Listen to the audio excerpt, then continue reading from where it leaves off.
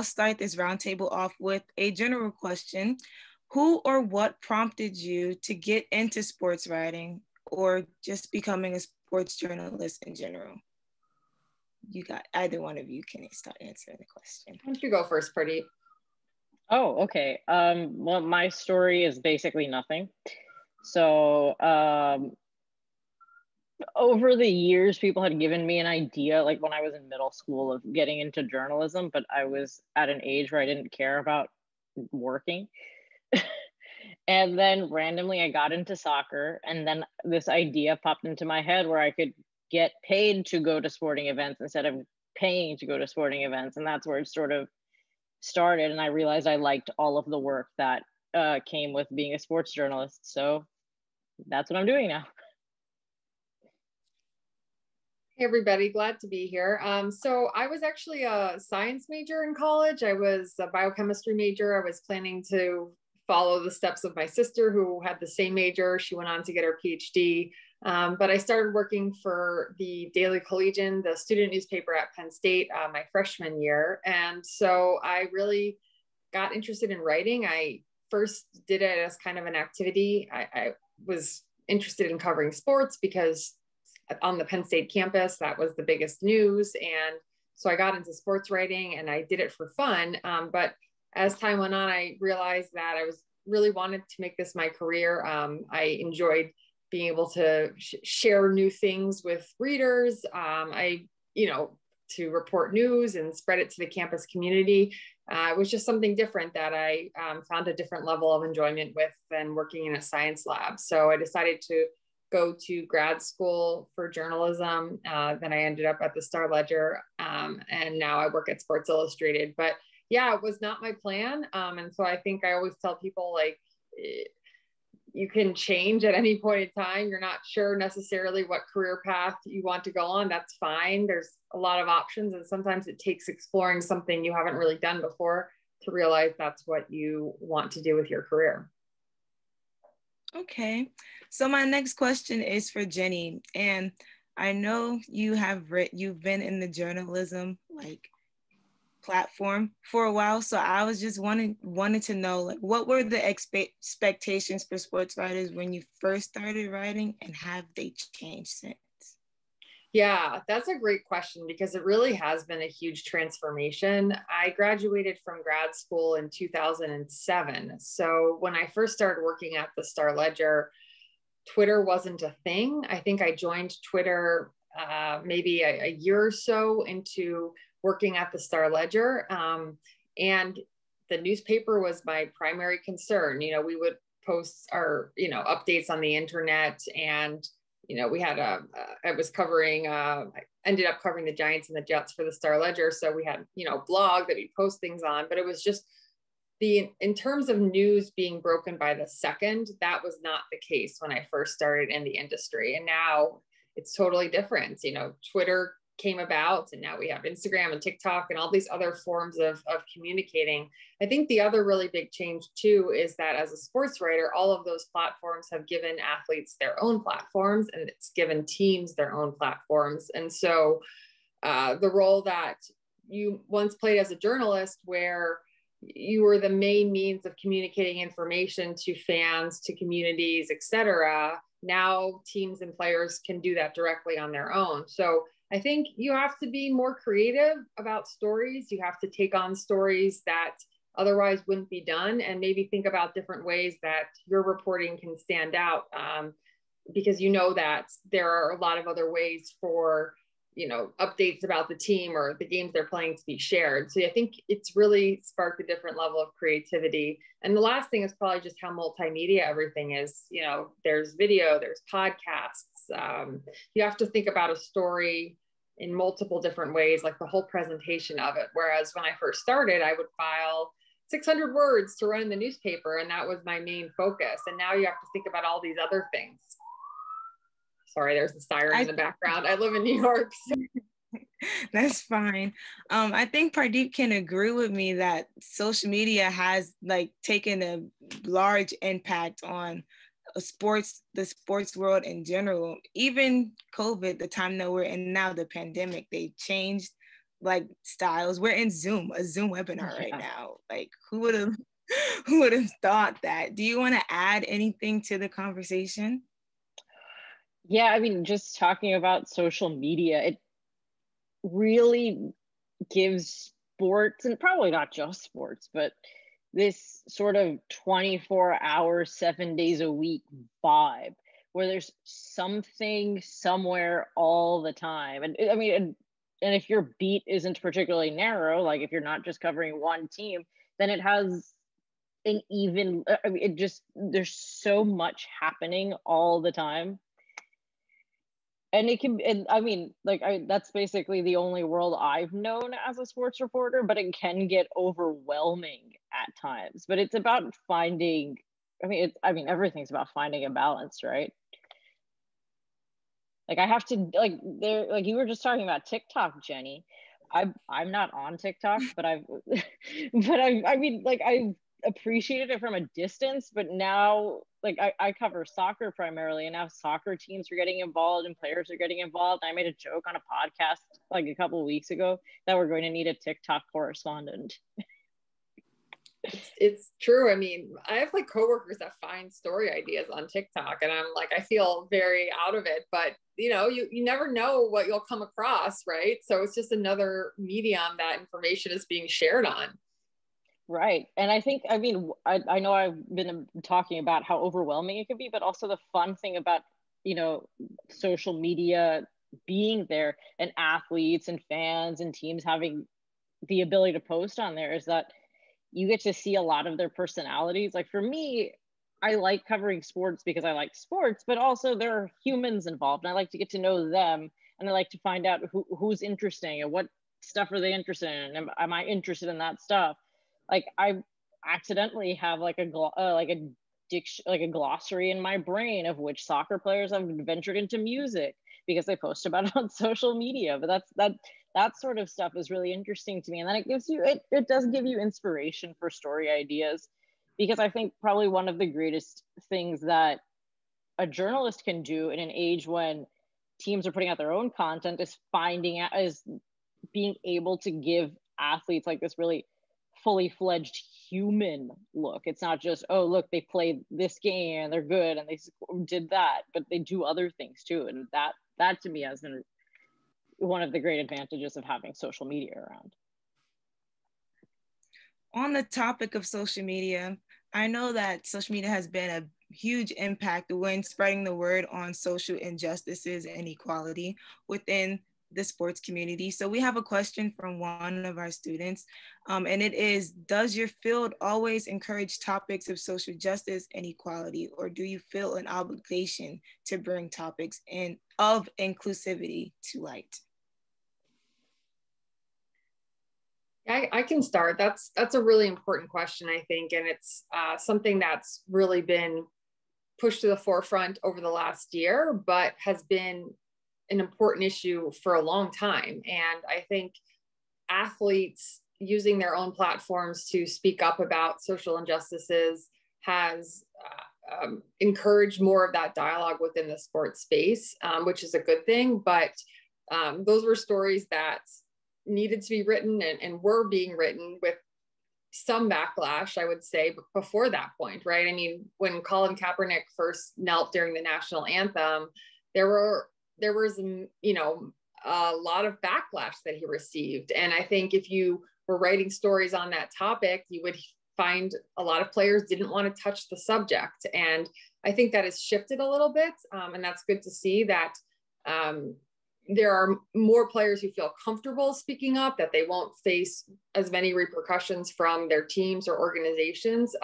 But I do still think that's a sort of a real part of the space is, can athletes feel comfortable talking about all of the issues that matter to them? And I think it's because of people like Colin Kaepernick and people who have followed suit, Megan Rapinoe in soccer, several basketball players, LeBron James and others, I think are making it so that this is now a part of the regular dialogue, and that it has been a big shift. But it is hard not to look back just a couple of years ago to when Colin Kaepernick started doing this and essentially lost his career over it. And I remember so many times, I went to an owners meeting shortly thereafter and was asking teams, asking owners if they would consider signing Kaepernick. This was right after his time with the 49ers had ended. And so he was a free agent. And a lot of owners just didn't want to talk about it, or, oh, we have a backup we like, or they were somewhat dismissive of the questions. And so I think it's sort of been an interesting evolution over the past 2 years. Yeah, I gotta agree. The timeline, I think, that for us is definitely starting with Kaepernick, but obviously there are other points too. Personally, I have been really interested in making this part of my work for a very long time. And I'm glad that it feels like a lot of sports editors have finally caught up to the moment. One of the teams I mainly cover is the US women's national team, is the soccer team. And they very obviously have been very public about their equal pay fight. So that has naturally been part of covering sports for me for a very long time. As a result, I'm pretty good at reading legal documents now. But so I've had editors who were fine talking about it because somebody had to talk about it. But like I said, I'm glad that some editors have finally caught up and realized, hey, these are stories that need to be told.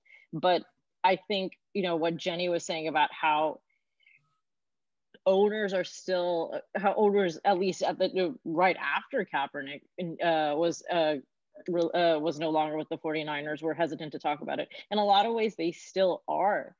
And it's not just them.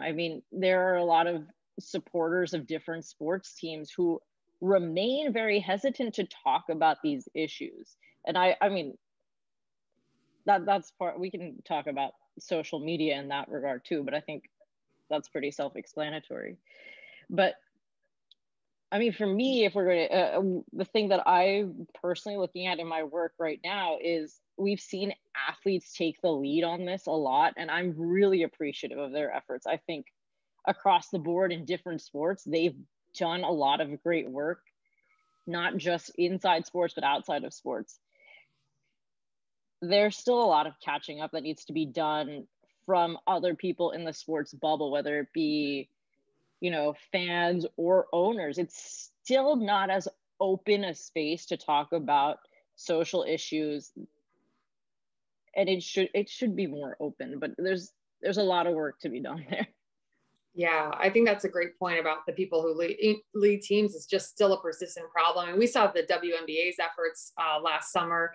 They supported Raphael Warnock, who was running against Kelly Loeffler, who no longer is an owner of the Atlanta Dream. And so I think that was really important point, I think, is like players stepping up and pushing back against ownership. But ownership is so entrenched, and it's basically the one thing that doesn't change in sports unless there's some huge shift. And I think a lot of those ideologies start in organizations and come from the top down and sort of make athletes feel like they can't take on these issues or can't talk about things openly, because that is the mindset that is set at the top of the organization. Right. And going off of that, I think basically over the last year, for sure, if anybody had a doubt, there's very clearly a connection between sports and politics and social issues in the rest of the world. And it's because sports don't exist in a vacuum, no matter how much people want to tell you that. And really, it's a lot of times either like fans or some fans or ownership groups who don't want to touch these issues. But, they don't exist in a vacuum. All of this stuff is interconnected. And I'm glad that a lot of people are finally paying attention to that instead of asking athletes and sports reporters and sports fans or whoever to just stick to sports. This is a great conversation that we're having, but I would like to thank one of our current Right on Sports campers, Olivia, for that very interesting and important question. And I would also like to invite her onto the screen and into the conversation. Olivia. Hi, everyone. I'm so glad to be here. Hi, Olivia. Hi. I actually have one question on the topic of social media and social justice.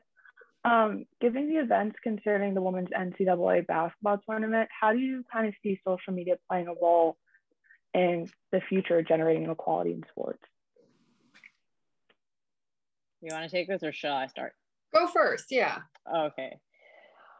I mean, maybe this is a pessimistic view, but I don't think that the buzz of that particular story exists without social media. I mean, the greatest asset of social media is to be able to introduce things to as many people as possible, whether they be small things or big things. So, I mean, I know that there's some hesitancy about the sort of culture that social media brings, and people have found something that they don't like or they do like. But like I said, I don't think that story gains that momentum without people finding out. And social media is a great way for people to discover things. And I mean, again, we can talk about the culture of social media, but the fact that people found this out, the fact that the NCAA is treating its female basketball players differently and lesser than its male basketball players is something that people should have found out, is something that should have come to the light, because quite frankly, that shouldn't be happening. And whatever gets the NCAA to change is good, even if it requires a little bit of public shaming. Yeah, I think it's a great question, Olivia. And I think this is one of the powers of athletes having their own platform, or this direct platform to reach a large amount of people, because it can shine light on things that might otherwise have gone unnoticed. Or, you know, I remember covering NCAA tournaments in the past, and the access to players is limited. So you might only get to interview somebody at a podium where there's NCAA representatives in the room, you know, monitoring the press conference. Maybe in that setting, they don't say anything about the weight room, but this is where, hey, they saw something that was unfair, unequal. They said, I'm going to film it. I'm going to put out the proof, and instantly everybody could see it for what it was. And so I think, you know, the fact that was still this inequality. I mean, Title IX is supposed to represent equal opportunities for men's and women's sports. You're supposed to have equal facilities and equal resources. And so I think that was a really important way to call out the NCAA for this blatant lack of inequality. And I think hopefully, you know, as this younger generation of athletes, I think is less afraid, right? They have, it's pretty remarkable to see. And I think it's the younger generation overall, like if something's wrong, you guys will speak up, you'll call it out. And I think that is great, because the only way you change things is if you draw attention to things that are wrong and unequal.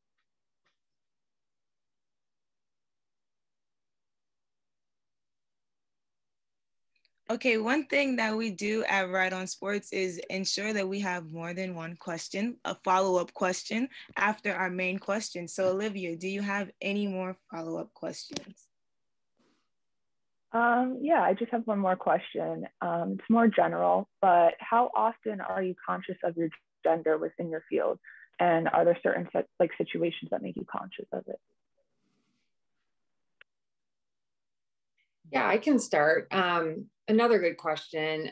I remember starting out feeling like I was supposed to pretend like everything was the same, or that if I were to talk about things that were different as a woman, then I was somehow drawing attention to it, or that was the wrong thing to do. And I really disagree with that. And I think as I've gotten older, especially, I think it's important to talk about there are sometimes differences that have nothing to do with you or how you conduct yourself. There are just different situations that you're put in by other people because of your gender. And I think about being honest about those situations is the best thing, so that you can talk through with colleagues how to handle them. And also, I think the more we talk about these situations that exist and not being right, hopefully cultures will change. I think we've seen that over the past year. You know, we saw women who worked for the Washington football team speak up about sexual harassment in the workplace. There were also 2 reporters that experienced it.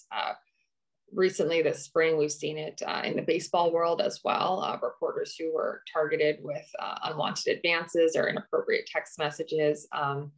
And I'm glad to see these topics being brought to light and talked about, because I think most women who work in the industry have had an uncomfortable situation. And I think it's really easy to say, like, well, maybe it was my fault, or maybe I did something wrong, or what can I do to prevent it? But I think it helps to know that it's nothing that you did, you know, it's just sometimes other people put you in an uncomfortable situation.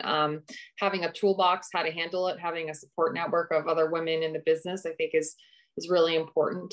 And, you know, I think there are more and more women in the industry now, and I am glad to see that, because there are fewer times in which I am the only woman in a press room, but it still does happen a lot. And I look around our workplace at SI, and I don't think the numbers are right in any category, right? I mean, we are still predominantly white men. You know, we should have more women in the workplace. We should have more people of color in the workplace. We don't have a Black woman who works at Sports Illustrated. So I think there's just a lot of work that the sports media industry in general needs to do to basically say, like, we are not taking representation seriously, and we need to actively work to make our business more representative of the world that we cover, and to be able to write thoughtfully and in depth about so many of these important issues. You need to have people with these kinds of varied perspectives to be able to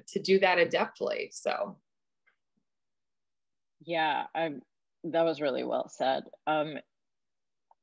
That has been one of my biggest concerns. I mean, not just across sports media, but across sports and across media in general, is that the group of people covering whatever it is that we like, sports, politics, whatever, is not representative of the group of people that live in this country or live in this world. That is such a, I mean, I've said that you don't get a well-rounded perspective on things unless you have that well-rounded group of people covering it.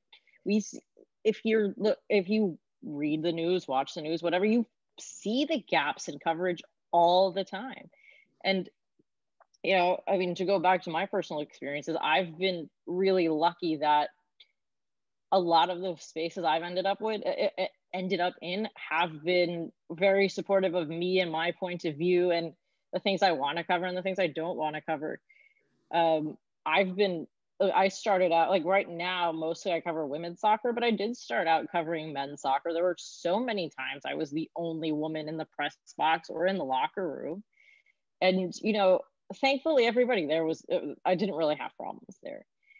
And I had there were a lot of people that were just very supportive and very normal to me, which was nice. But just because I was the only one there and had a good experience doesn't mean that other people didn't have bad experiences. And more importantly, that just because I had a good time by myself doesn't mean I should be by myself. At the end of the day, we need to create more inclusive spaces across the board. And that's what I was sort of suggesting earlier when I was talking about newsrooms catching up to this moment. They're still not there because in a lot of places, the higher ups are still not understanding their responsibility in creating inclusive cultures, and they're not actively working to create those more inclusive spaces that will, at the end of the day, benefit everyone in the ecosystem.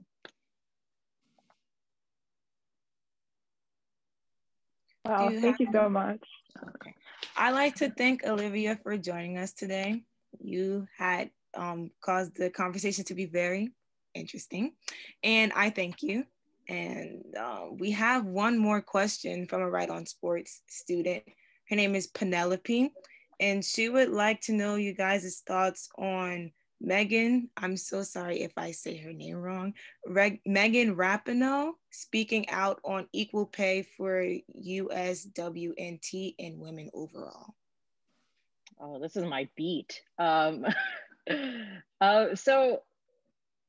I have honestly really enjoyed watching this because I think I suggested this earlier, but I like to see athletes and people in sports with any amount of personality. To borrow a phrase from my friend, I don't want them to be sports androids.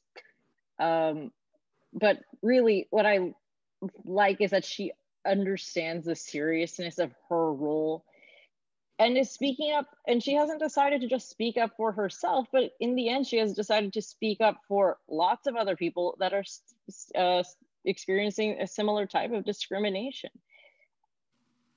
I don't think in any way you can, well, let's just say, you can't question it as ultimately a good thing for, I mean, obviously everybody on her team and herself, but the fact that she keeps bringing this fight and making it a wider issue, which it truly is, she's spotlighting something that is real, that exists and needs to be talked about, is a good thing. I think it's just one example in athletes maybe not just realizing what their platforms are, because I think athletes in the past too have done it, and she's obviously not the first one, and she's not the only one, but it's an example of athletes using their platforms and knowing the power that they have. And that's a really, I mean, it's a really interesting thing to watch, just if you're interested in the evolution of athletes and public spaces and social media and whatnot. But I think, I mean, if you want, but there are a lot of ways you can interpret it that I think at the end of the day just makes it a positive development for everyone involved.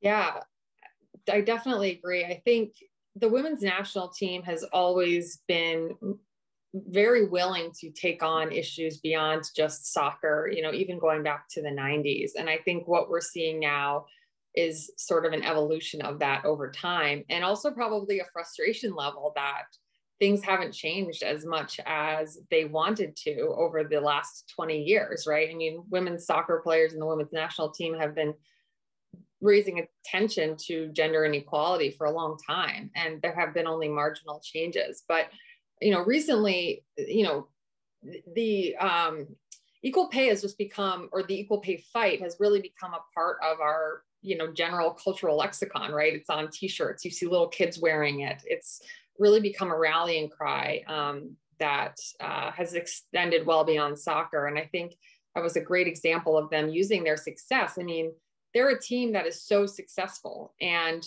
they know that no one can question their success on the field. And so they took that standing and turned it into a fight that's bigger than them. And I think Megan in particular has been, you know, really the way she's spoken up about issues. And as you mentioned, Pardeep, it's not just issues that affect her, such as equal pay, but she also knelt in support of Kaepernick. She was really walking the walk of being an ally for the Black community. And that comes at a personal cost. I mean, obviously we saw Kaepernick lost his career. You know, Megan got a lot of backlash. She was worried that she'd lose her spot on the national team. She felt for a while that she was on the outs with the national team, and really just was like, I'm just going to play so well that you can't get rid of me. And we all saw how that worked out, obviously, in 2019. And, you know, she was the star of the World Cup. But I think speaking up and speaking truth to power can come with a personal toll. And so I think that is why I respect the people who take that on more, because, you know, it looks like you're out in front and you're the spokesperson, and it's, yes, there have been positive things that come with it. And I actually think, you know, I talked to Megan about this, that she's really struggled with that. The idea that Colin Kaepernick's career ended when he tried to stand up for racial equality in our country. And her career kind of, you know, while she was worried she was on the outs with the national team, ultimately her career and her stardom took off. And so she wrestles with that uncomfortable feeling. But I just think you can't overestimate how challenging it is to speak up to the people who employ you, to basically say to the fans that are, you know, bothered by whatever your takes, that you don't care because it's the right thing to do. That's exhausting. Speaking on women in the sports industry having to stand up for what they believe in. What do you think the biggest barrier that women face? What do you think the biggest barrier is that women face in sports? Well, I think there's just a baseline. I always say that the burden of proof, I feel like, is higher for me to prove that I belong in any given setting. And I think that's true for women across sports, regardless of your occupation. So that's true for female journalists. It's true for female sports agents, female team executives, and even female athletes. You essentially have to prove that you belong. And I just was talking about the women's national team, the fact that because they're so good on the field, that it gave them, you know, they were more unimpeachable, I guess, than others. But that's like almost part of it. Like that's almost a requirement for women athletes who need to speak up, right? And I think for journalists, you know, covering the NFL, I just remember so many times early on in my career when you'd ask a question and, you know, the person would talk down to you and assume you don't know. And then you're put in this weird position of, you want to indicate to them that you can have a high level conversation, but it's an interview. You're supposed to be asking them questions, not showing what you know. And I always have struggled with that balance. Like, don't talk down to me, but I also don't want to sit here and be like, I'm not an idiot and waste time with my interview. So I just think that pervasive mentality of like, there's just a sort of this baked in mindset or this bias that we still haven't corrected, that you don't belong, you know? And I still feel that, you know, at times in locker rooms. I still feel that in my own workplace at times, that if you're speaking up on things that you see in the workplace, that you're a pest or you should just be happy to be here. I'm really involved in our union efforts at Sports Illustrated, and a big push is to make our newsroom more representative of the world that we cover. And, you know, we've been sharing a lot of personal testimonies, and we've been doing this work for a year or two with marginal changes. And so, yeah, I mean, sometimes you do feel like, maybe I don't fit into what sports is supposed to be, but hopefully what we're doing is, by the more of us that bring these new perspectives and that push to change things, we shift that baked in bias, and we make it a place that's that women do feel like you don't have to prove that you belong. I'm glad you said that about the balance of those interviews, because I still feel that sometimes. And it's nice to know I'm not the only one. But I think, and it's not just in sports, but in a lot of industries, society has conditioned women to be really, really, to just think a lot about the fact that we're not accepted in these spaces.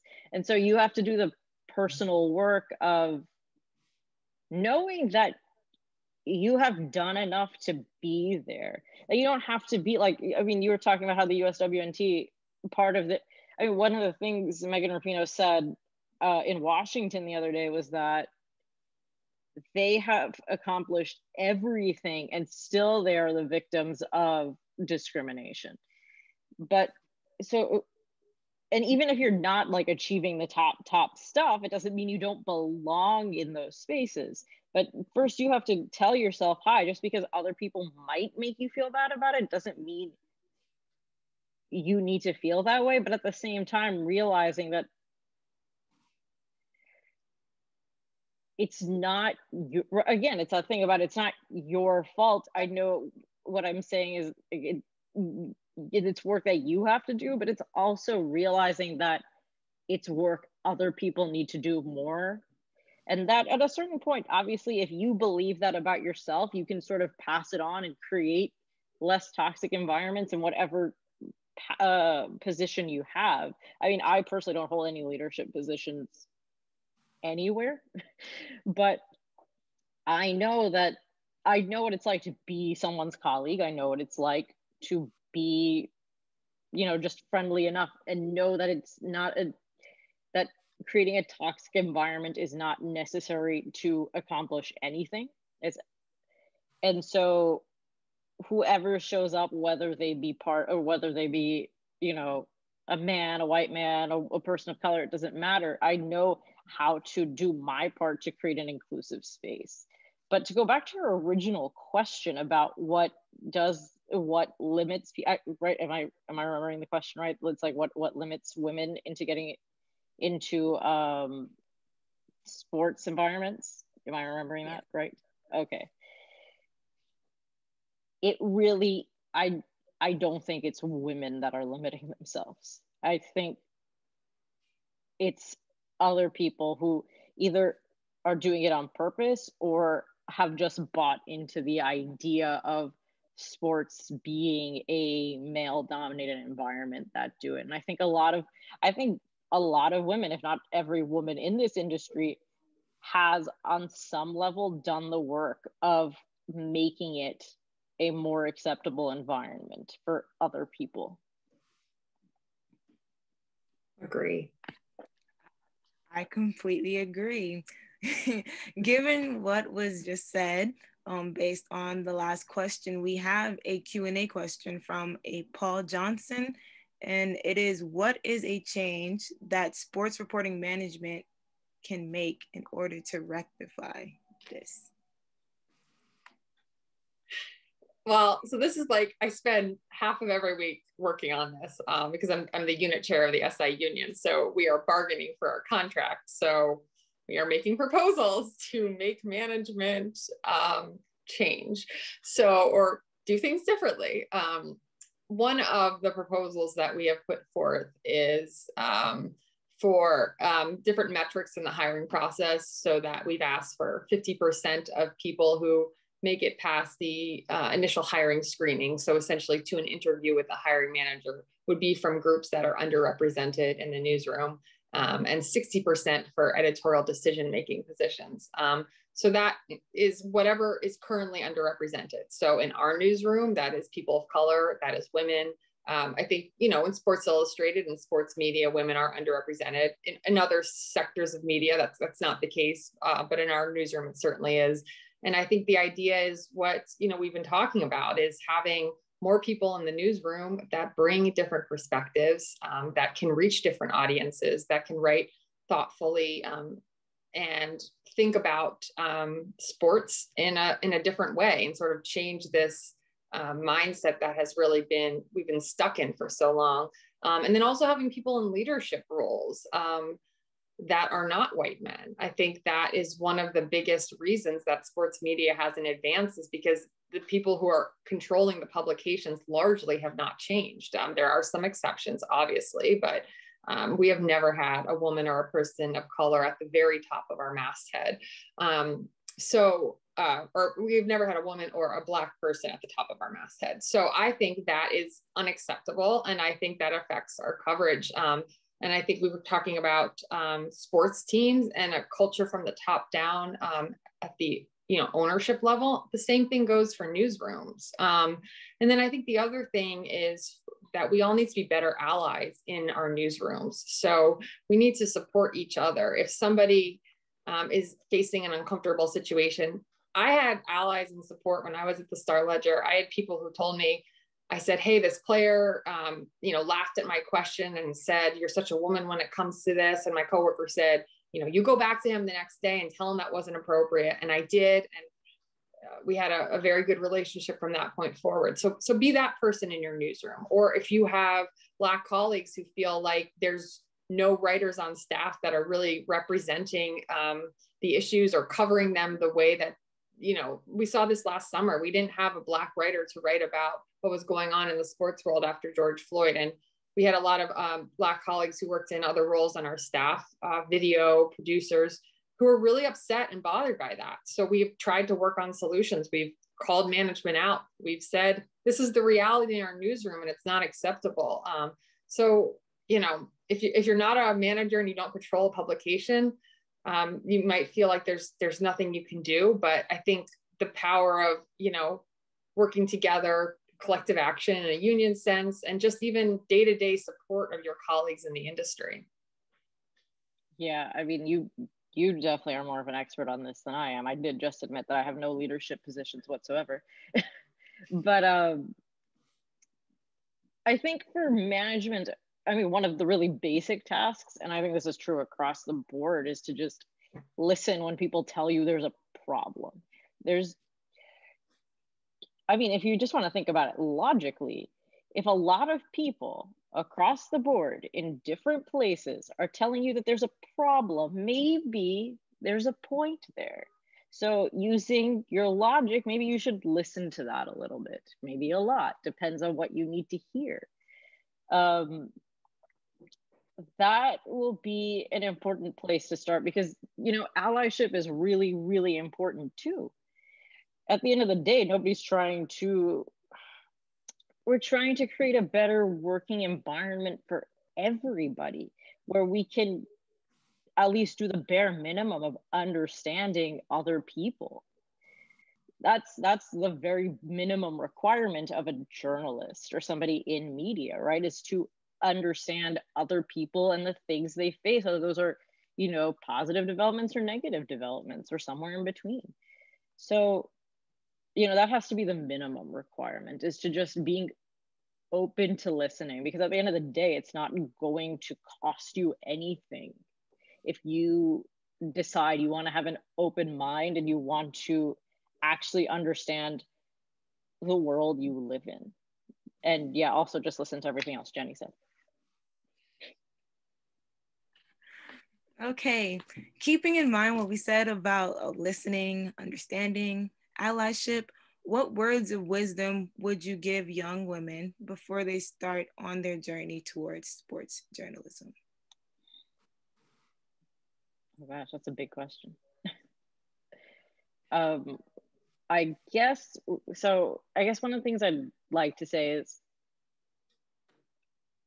know that you do have a place, that as long as you're following the minimum requirements of being a journalist, which, you know, I have to imagine everybody is planning on doing, there is a place for you, no matter who tells you there isn't. You're doing the work that is required of you. So to just know that about yourself is good. And also, and this one might be a little bit harder, but if you can find people who will support you, who will be your allies in small things and big things, then I think that will help you too, to realize your own value, your own worth in an industry like this. Yeah, that's a great answer. I would say, you know, and I mentioned earlier that I think it's important to talk about some of the things that are different or unique challenges to being a woman in industry, but I don't mean to share that in the sense of deterring anybody. I think it's important to be honest, so that you don't feel like you're the only one that's, you know, this might be happening to, or you're not sure how to navigate. But I don't mean that in any way to deter you. I enjoy my job. I enjoy my career. I think that there are definitely stories that I feel like I can bring a perspective to that somebody else can't. And that feels fulfilling to me. And the other thing I would say is, I think it's important that women in this business, you know, work together and support each other. And I know that's kind of like the, support women thing, but I mean, I really think it's true, and that it really helps to have people that understand what position you're in, understand what it feels like to be the only woman in a locker room, to talk through situations with. So, you know, if anyone here, you know, wants to talk to me, my email is just my name. It's jenny.vrentas@gmail.com. But I feel like it's just really important to make sure that there's, you know, a built-in support network. And, you know, I hear a lot of times, like, for instance, the U.S. women's national team, they are talking, you know, they always talk about equal pay, so the next generation doesn't have to fight it or fight for it. And, you know, I think hopefully we're all trying to make the space a little bit more inclusive, a little bit more welcoming, a little bit better for the people that enter the business after us, all of you guys. So. Yeah, there's a lot you can even do on a small level of just, you know, being supportive of other people around you. It does go a long way. Those words were really touching. I'm not intending on becoming a sports writer, like a sports journalist, but I do intend to get into the sports industry. I'm planning on becoming a physical therapist. So just those like words of encouragement with the allyship and the understanding, the listening, that those are really important. And I'm so happy that you guys were able to join us in this roundtable for Women's History Month. I would also like to thank our Right on Sports campers for including their questions and joining us on screen. And I would also like to thank the attendees for joining in on the conversation in the Q&A and even just listening. I would also like to invite everyone to our one-on-one we're having in April for young athletes and mental and physical health. Thank you everyone for joining and have a nice day.